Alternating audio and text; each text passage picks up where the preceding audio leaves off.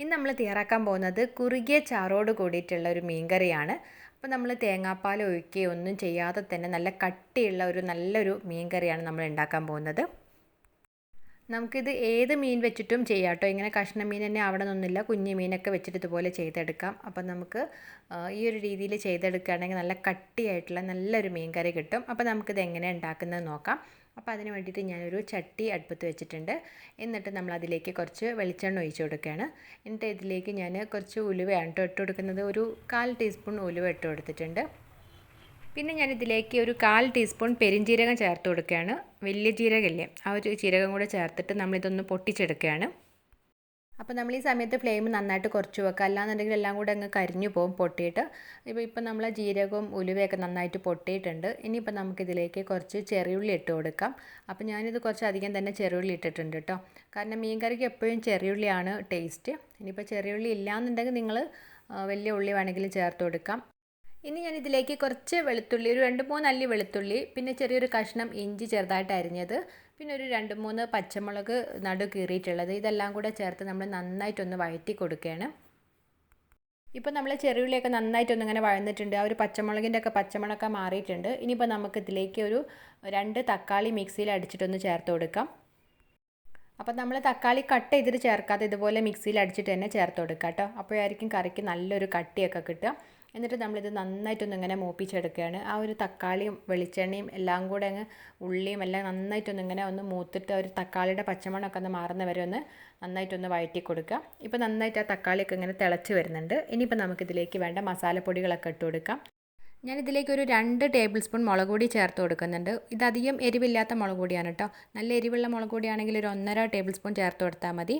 പിന്നെ ഒരു 3/4 table spoon മല്ലിപ്പൊടി, പിന്നെ ഒരു 1/4 ടീസ്പൂൺ മഞ്ഞൾപ്പൊടി, ആവശ്യത്തിനുള്ള ഉപ്പ്, ഒരു 1/4 ടീസ്പൂൺ കുരുമുളക് പൊടി, പിന്നെ നിങ്ങളുടെ കയ്യിൽ പെരിഞ്ജീരകത്തിൻ്റെ പൊടി ഉണ്ടെന്നുണ്ടെങ്കിൽ ഈ ഒരു സമയത്ത് 1/4 ടീസ്പൂൺ ചേർത്ത് കൊടുക്കാം.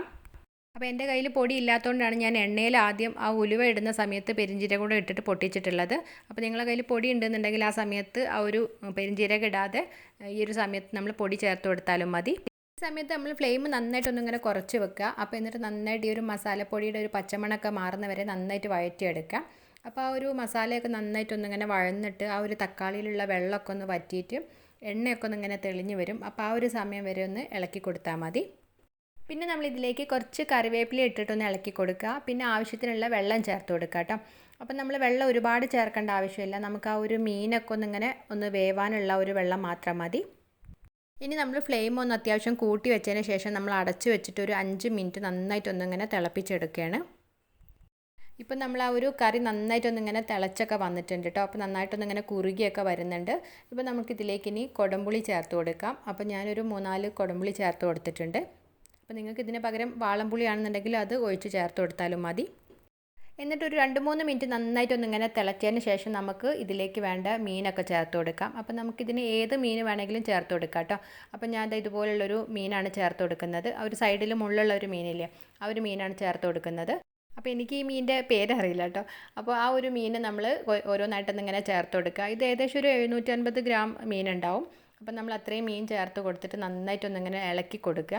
ആ ഒരു കറി എല്ലാ ഭാഗത്തേക്കൊന്ന് എത്തുന്ന രീതിയിൽ നമ്മളൊന്ന് ഇളക്കി കൊടുക്കുക. കാരണം ഒരുപാട് നമ്മൾ വെള്ളം ഒഴിക്കാത്തതുകൊണ്ട് തന്നെ ഒന്ന് ഇളക്കിയിട്ട് എല്ലാ മീനിലേക്ക് ആ ഒരു വെള്ളം ഒന്നിങ്ങനെ ആവുന്ന രീതിയിലൊന്ന് ഇളക്കി കൊടുത്തിട്ട് നമ്മൾ നന്നായിട്ടൊന്ന് അടച്ചു വെച്ച് വേവിക്കുക.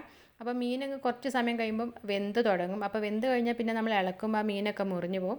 അപ്പോൾ അതുകൊണ്ട് ഈ സമയത്ത് നമ്മൾ നന്നായിട്ട് എല്ലാ ഭാഗത്തും ഇളക്കിയിട്ട് കൊടുക്കുക കേട്ടോ. അപ്പോൾ നമ്മൾ മീൻ കറി നന്നായിട്ടൊന്നിങ്ങനെ തിളച്ചു വന്നിട്ടുണ്ട്.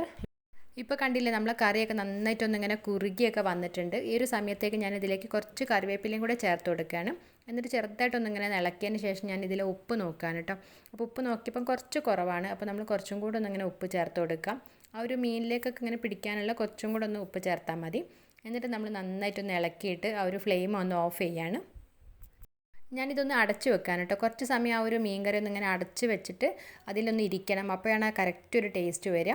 അപ്പോൾ നമ്മൾ ചട്ടിയല്ല യൂസ് ചെയ്യണമെന്നുണ്ടെങ്കിൽ, പാത്രമാണെന്നുണ്ടെങ്കിൽ കുറച്ച് സമയം കൂടെ നമ്മൾ തിളപ്പിച്ചെടുക്കണം. ചട്ടിയാകുമ്പോൾ അതിൽ തന്നെ ഇരുന്ന് കുറച്ചും കൂടെ സമയം തിളച്ചിട്ടൊന്ന് കുറുകും. അപ്പോൾ അതുകൊണ്ടാണ്. ഇപ്പം നമ്മളെ മീൻ കറി ചൂടൊക്കെ ആറി വന്നിട്ടുണ്ട്. ആ മേലൊക്കെ എണ്ണയൊക്കെ തെളിഞ്ഞ് നല്ല അടിപൊളിയായിട്ട് തന്നെ വന്നിട്ടുണ്ട്. നല്ല കുറുകിയ ഒരു മീൻ കറി. നിങ്ങൾ കണ്ടിട്ട് തന്നെ തോന്നില്ലേ, ആ ഒരു മീനിലേക്ക് ഇങ്ങനെ പെരണ്ടിരിക്കുന്ന രീതിയിൽ നല്ല ഇങ്ങനെ കുറുകി തന്നെ ഇരിക്കുന്നുണ്ട്. അപ്പോൾ നമുക്ക് ചോറിനും ചപ്പാത്തിക്കും കപ്പയ്ക്കൊക്കെ പറ്റിയ നല്ലൊരു മീൻ കറിയാണ്. അപ്പോൾ നമ്മളെപ്പോൾ മീൻ കറി ഉണ്ടാക്കുകയാണെങ്കിലും ഉടനെ തന്നെ കഴിക്കുന്നതിനേക്കാൾ ടേസ്റ്റ് ഇങ്ങനെ കുറച്ച് വെച്ചിരുന്നിട്ട് കഴിക്കുന്നതാണ്. പിറ്റേന്നൊക്കെ കഴിക്കുമ്പോഴാണ് മീൻ കറിയുടെ ഒരു കറക്റ്റ് ടേസ്റ്റ് തന്നെ ഉണ്ടാവുക. അപ്പോൾ എല്ലാവരും ഇതൊന്ന് ട്രൈ ചെയ്ത് നോക്കുക. അപ്പോൾ അഭിപ്രായങ്ങളൊക്കെ ഒന്ന് എല്ലാവരും ഒന്ന് കമൻറ്റ് ചെയ്യാൻ കേട്ടോ. അപ്പോൾ അതുപോലെ ഇവിടെ വന്നിട്ടുള്ളവർ ആരെങ്കിലും നമ്മളെ ചാനൽ സബ്സ്ക്രൈബ് ചെയ്യാത്തവരുണ്ടെങ്കിൽ പ്ലീസ് ഒന്ന് സബ്സ്ക്രൈബ് ചെയ്തിട്ട് സപ്പോർട്ട് ചെയ്യുകയും ചെയ്യണേ.